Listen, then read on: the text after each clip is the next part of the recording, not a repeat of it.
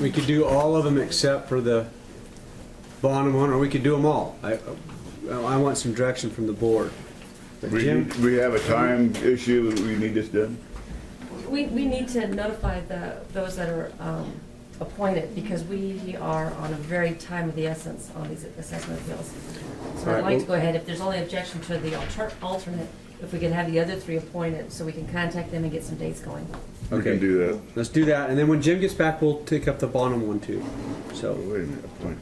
so items to take up the other 3 except for number 4. So I entertain a motion.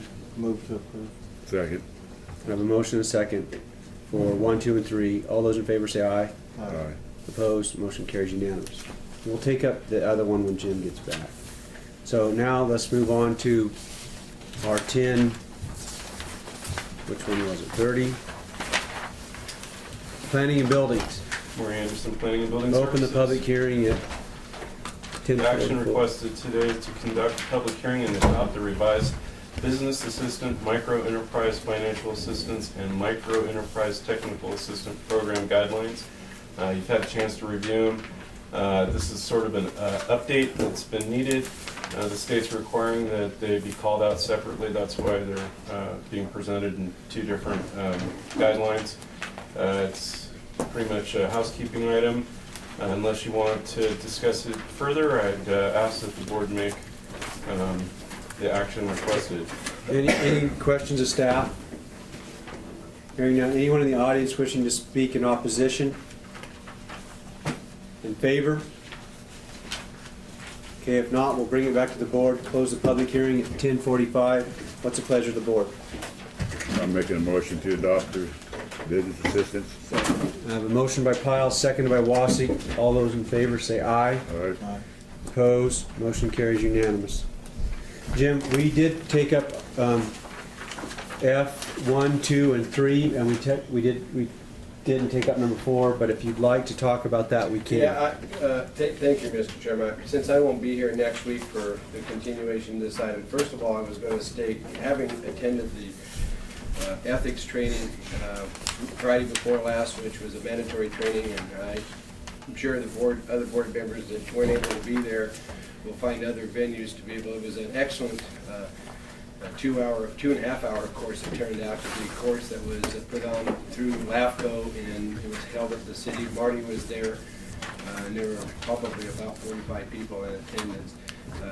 Having been to several of those over the years, they kind of become like the same all over and over again. But this guy actually got into and discussed a couple areas that really have been undersold maybe in the past. So it was kind of a good refresher course. And one of the areas that he covered was one in which is called the bias area, where you as a public official, as a decision maker, if you find yourself having a predetermined bias, it's like basically, when you come to the meetings and you have a public hearing, you have an issue, it makes it very clear that you have to have an open mind and listen to all the sides before you actually weigh your decision. And so he kind of really delved into that area in the first place.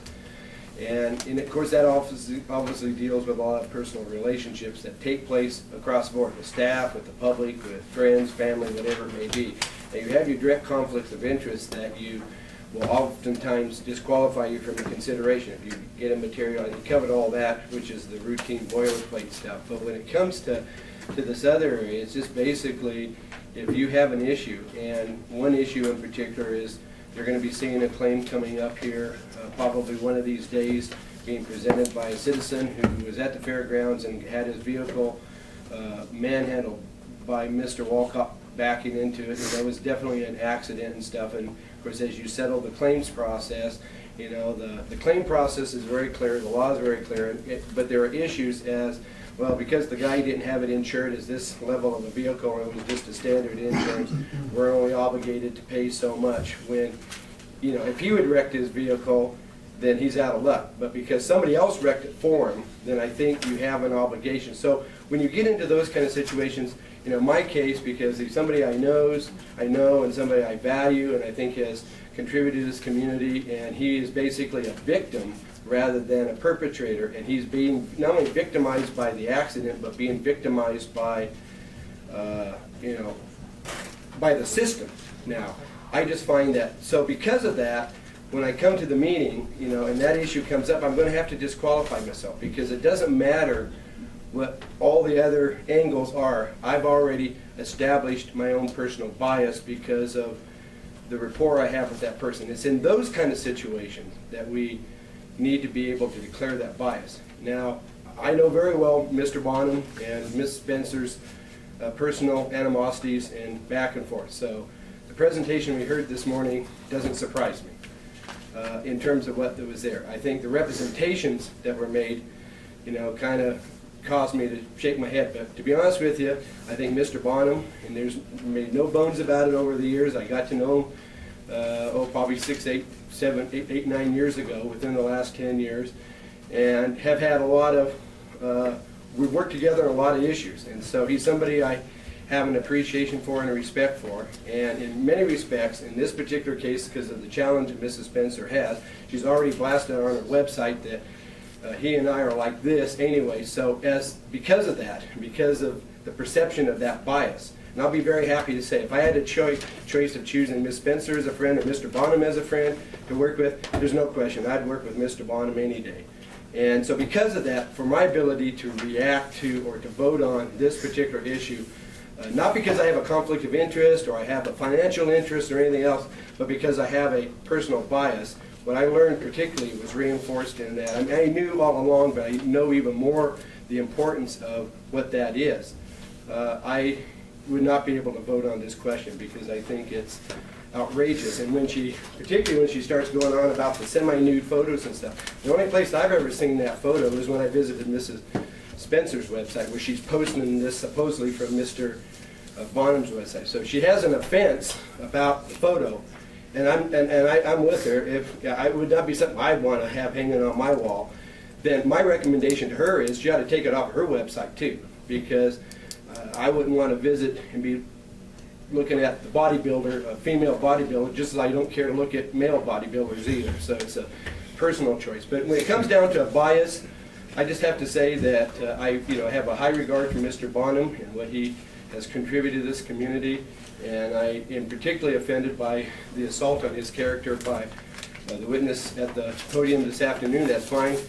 She's probably going to write all about it and have it on her website and tell us about how we're all a bunch of heathens, but that's par for the course, and we take that as public officials. So I just want to share that particular part dealing with the ethics thing. Another thing that came out, and I just want to share this with the board because we've had these kind of discussions in the past. When we have our presentations at the podium, when we come, we're supposed to have an open mind and listen to all the facts and then make up our decision at that point, not be predetermined.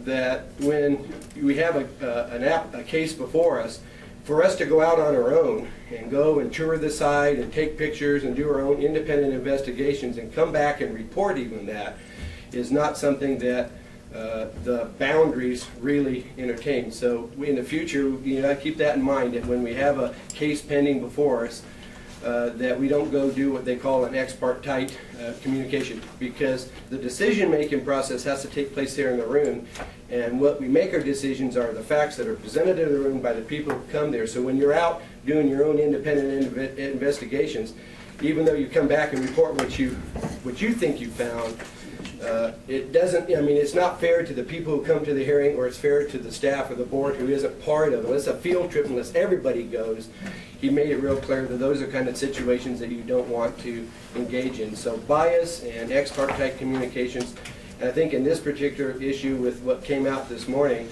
all it did is made me mad, but what it also did is I'm mad because I didn't like the person being attacked that I like, and so I can't, exercise my duties as a board member in that respect, because that's clearly, there is a bias, and I'm more than happy to declare my bias in this respect.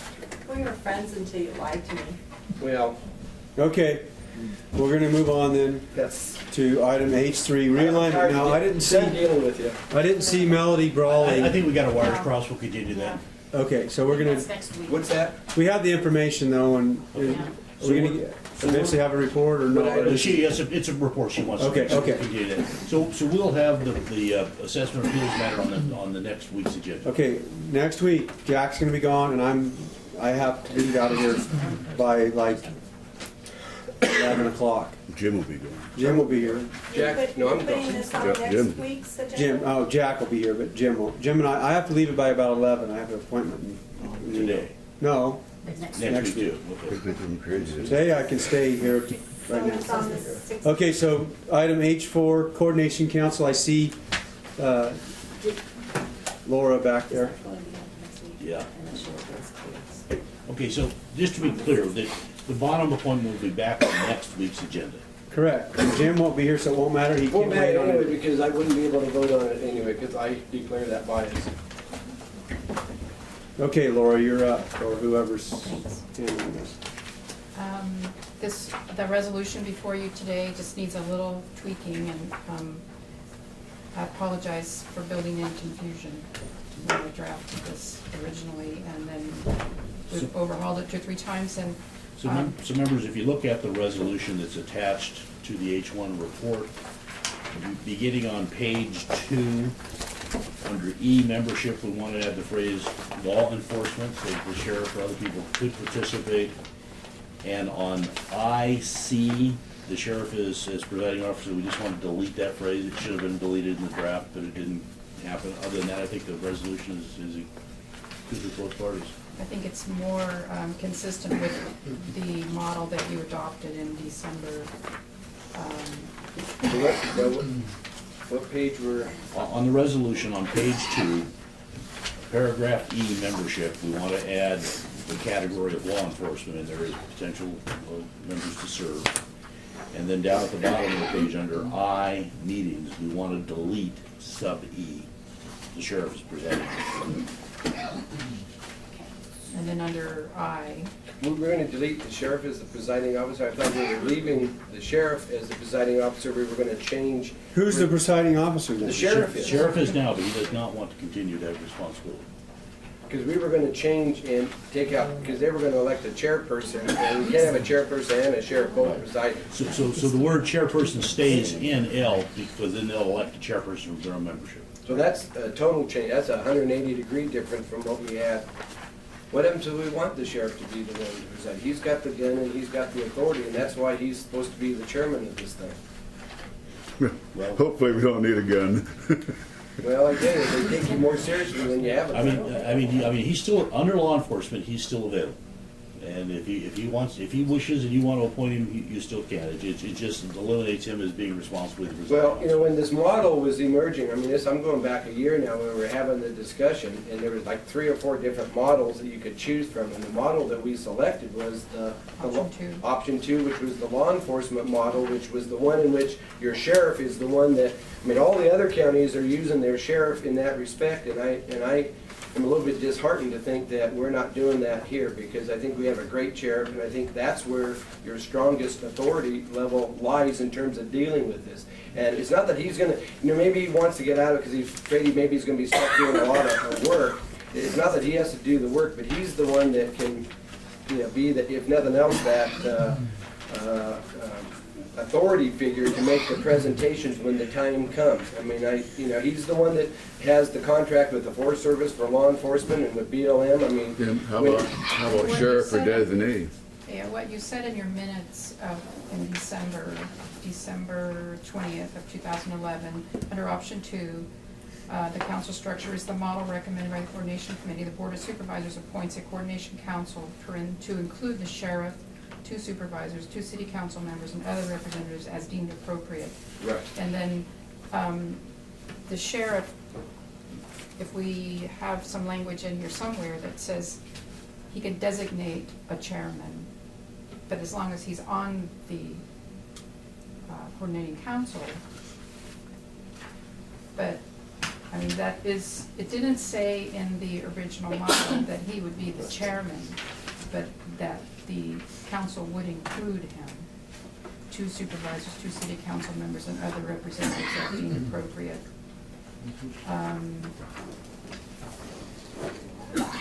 I don't care either way myself, whether it's sheriff or chairperson. I don't think I'm out of me. I'm flexible. As long Well, as I he's on mean, it. but that was the approach that was taken. That's what we decided to do, and there was a reason for it, because you have different We have the ways to police approach power. it, and he's got the police power that is the important power, Law so. enforcement. Well, we can go either way right now. I would say let's do the sheriff and or his designee and leave, and go back Under like, membership? and leave, take the chairperson out where the council can elect, and if he's not available to be there for every meeting, the person who is the vice chairperson is really gonna be the de facto person running the meetings, and it could be his designee. But I mean, I would not be in favor of diminishing the sheriff's role in this. Under membership, though. Yeah, under It needs to be membership. listed. Yeah, we need to add him listed as membership, because he has to be, and I would say sheriff and or his designee, instead of just Okay. saying law enforcement. So Okay. that way there, if he wants to appoint, John Minot, or if he wants to appoint Jean Hodge, she could do it for him. I mean, but he would be responsible for having that liaison in connection. Fine. And you could do it directly, or you could do it through a subordinate, but ultimately, that person's gonna report back to him, because my hope is that whatever we do, he's gonna be a part of delivering the message. I think that'd be fine with him.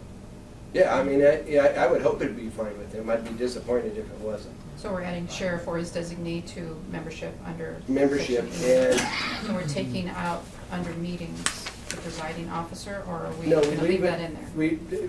Yeah, leave it in there as the presiding officer, and since they're electing a vice chairperson, if he is absent, which if that becomes his choice, then he's deferring to that vice chairperson to fill in and to cover presiding in his absence. So there's a mechanism to cover while he's not there. So we're taking out chairperson. Take out and presiding chairperson, out. yeah. That was what we decided 2 weeks ago at the last, or whenever the last meeting was, we discussed it. Well, I just built in some confusion, so Yeah. are you comfortable with how this is amended? Yeah, see, because then now here, Lassen County Sheriff or his designee from among the council members, and if whoever's elected as the vice chairperson, that would be probably who the designee would be. Right. I mean, I'm sure we'd be more than happy to honor the council, the group's selection of who would be the pro tem officer.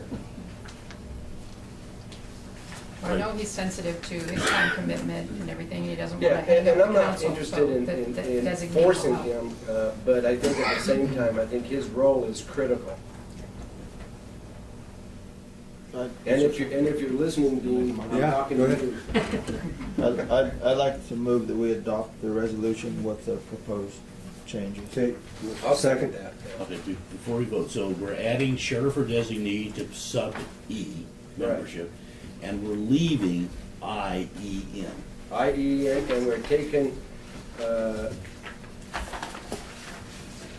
you're making the change on the sunset clause, and then you're taking a chairperson out of Okay, the organization, because your presiding officer has already been designated as the sheriff. Got it. okay, I have a motion and second. Any further discussion? Hearing none, all those in favor say aye. Aye. Opposed, motion carried unanimous. Thanks, Laura, for all your hard work. Thank you. Okay, swimming pool. Members, we've discussed this item on several occasions. Before you is the formation of a swimming pool steering committee with the various memberships and policies, and you recommend that you adopt the resolution establishing the swimming pool steering committee. I think, Mr. Chairman, if I may, I think Mr. Nichols has defined the process, and in my conversations with him, I'm clearly convinced that he's committed to moving along so we can have a viable project to deal with come next year. And this is the, kind of like his official, kind of like advisory group to work with him to accomplish that. And personally, I think I might do it differently, but I appreciate the fact he's doing what he's doing. I'm in full support of giving him that latitude, and I would be willing to make a motion to support Second. this adoption. Okay, I was looking back there at Tony to see if he was like, and I get No comment? I'll no comment. Okay. All right. That's well, good news. I want to give you the opportunity. I can tell you, he's. I came by one day and he was in Jim's office and I left and I came back, he was still there, I left, I came back. I figured you guys ironed this out somewhere. He works some things out. Okay. He's fully engaged, and I know Marty's working with him, All right. Jared, and everybody. So I It's appreciate important to have Tony. everybody to take. Moving forward's a wonderful thing. Yeah, I appreciate Tony's involvement and his. Okay, have a motion and a second. Any further discussion? Hearing Yeah, none. on the motion, just to be clear, the resolution makes this advisory to the board. It'll only be working with me, but it's technically advisory. It's advisory to, well, you're advisory to the board too, but I mean, you're heading up the task force, and that's what's important. That we have somebody who, if things fall apart or don't happen, we know where to pin the tail on the donkey. All those in favor say aye. Right? Opposed? Motion carries unanimous. Thank you for your getting it moving in the right direction. Information for the board? None. Correspondence? Windjammer, we already talked about that. Yeah, I just, we have, but if we need to, in terms of direction of staff, I would request that the board or the chair direct Mr. Nichols and staff to be on the lookout for any potential changes to the franchise agreement as it relates to maintaining a local office. Okay, any further business? Okay, so next week, we do not have Supervisor Chapman. I have to leave here by like 11 o'clock, or close to 11. I have to be in Truckee by 1, but earlier than 1, so how long does it take to get to Truckee from here? Truckee? Depends upon which road you take and how fast you drive. About 2 hours. 2 hours, yeah. Yeah, so I need to be out of here for 10:45. So just let the board know that, all right. No further business, we are adjourned. This one here, do you want this back for the next packet? Page 3? No, you can hold on to whatever you need. You hang on to it, yeah. That was my mistake, it should have been 16. Now, I think of this one here, this is the one I mean, I actually, I bought. you see the resolutions. This is the one that's gonna have to be redone, so you don't wanna do that one. Okay. But we do everything else. This is gonna be on Yes. I was so impressed with the presentation, I was impressed with, after I got it. Airport at 3, huh? Yeah, when I went to work, I worked, Over there, somebody take You did great today. find somebody that would be I thought we will. So I bought myself a Yeah, they didn't on time, you're okay now. You know, it's just.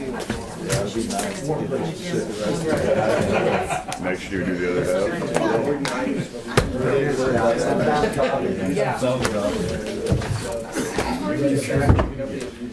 There's a lot of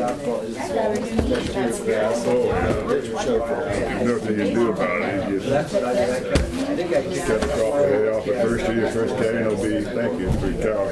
We're now just having closing at the moment. So nothing on the swimming pool, or yes? Exactly. You have money for I have it next week. Talk to her, so maybe be able to pull the things out.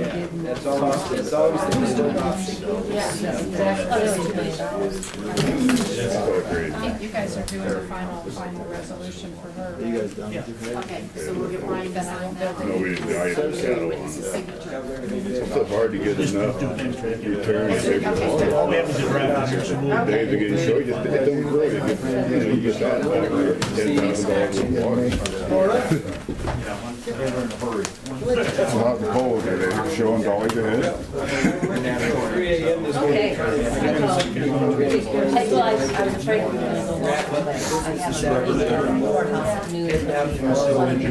You're not coming to the airport at 3? Yeah, you wanna come? Hey, hey. No. Maybe you're missing it.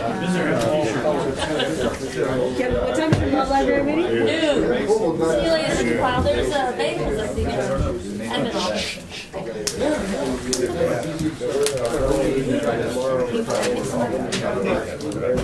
So do you need?